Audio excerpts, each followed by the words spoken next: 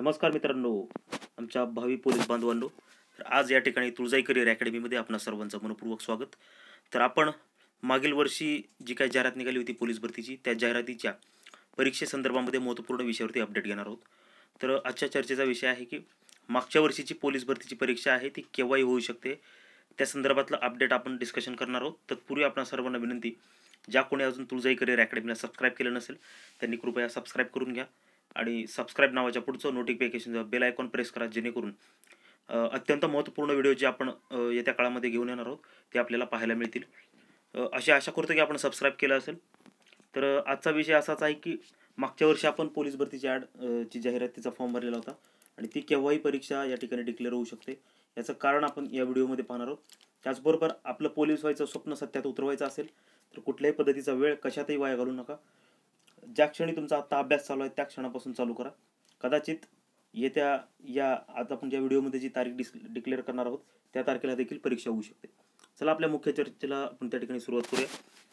चर्चेचा रेफरन्स मी तुम्हाला देऊ इच्छितो की मागील आठवड्यामध्ये शासनाचा एक निर्णय झाला होता, महाराष्ट्र शासनाचा.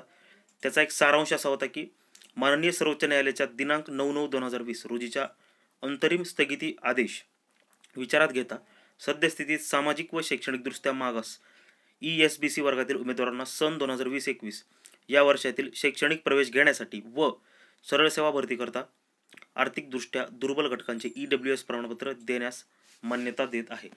आता या वाक्याचा अर्थ काय? 9 डिसेंबर 2020 रोजी सुप्रीम कोर्टामध्ये एक सुनावणी होती. त्या दिवशी सुप्रीम कोर्टानं सांगितलं की निर्णय आज देण्यात येणार नाही, तर जानेवारी एंडला निर्णय होईल. त्याचबरोबर महाराष्ट्रात होऊ घातलेल्या ज्या काही परीक्षा आहेत आरक्षण स्थगितीच्या, म्हणजेच आरक्षणाची स्थगिती ज्यावेळी दिली त्यापूर्वी ज्या परीक्षा होत्या, त्याचबरोबर आता नव्याने घेण्यात येणार त्या परीक्षांच्या फायनल नियुक्तीबद्दल त्या ठिकाणी स्थगिती आहे.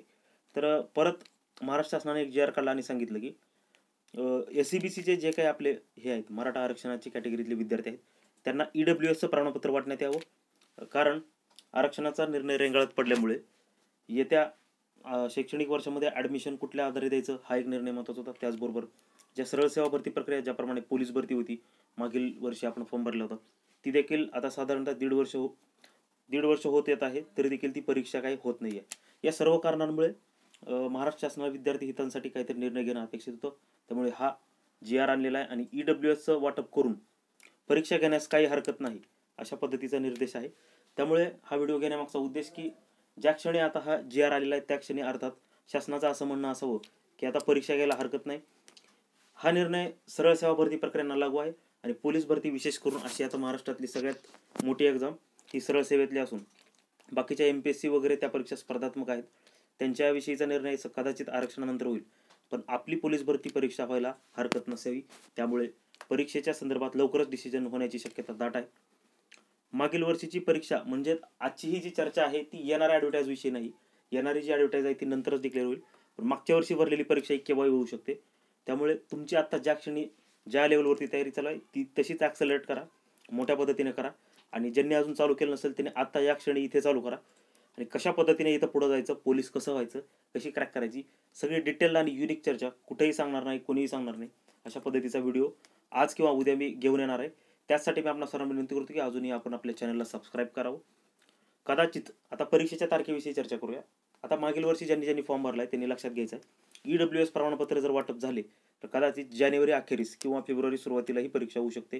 पण मी बोलतोय ते मागील ॲडविषयी, पुढील नव्याने भरल्या जाणाऱ्या पोलीस भरतींविषयीचं त्या ठिकाणी यामध्ये उल्लेख नाही, कारण त्या परीक्षा मराठा आरक्षणानंतरच होण्याची दाट शक्यता आहे.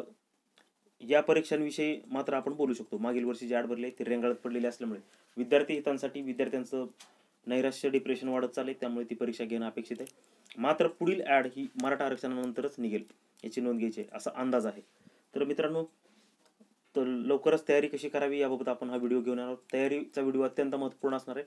मी खात्री देतो की आपण तो व्हिडिओ पाहाल इथून येणार आपला तो युनिक असेल, कुठेही तशा पद्धतीची माहिती तुम्हाला नसेल आणि ती माहिती केल्यानंतर तुम्ही निश्चित पोलीस भरती होण्याची दाट शक्यता आहे. तर चला आणखी एकदा विनंती करतो की आपण आपल्या चॅनलला सबस्क्राईब करा. व्हिडिओ पाहिल्याबद्दल धन्यवाद. आपण पुढच्या व्हिडिओमध्ये भेटूया.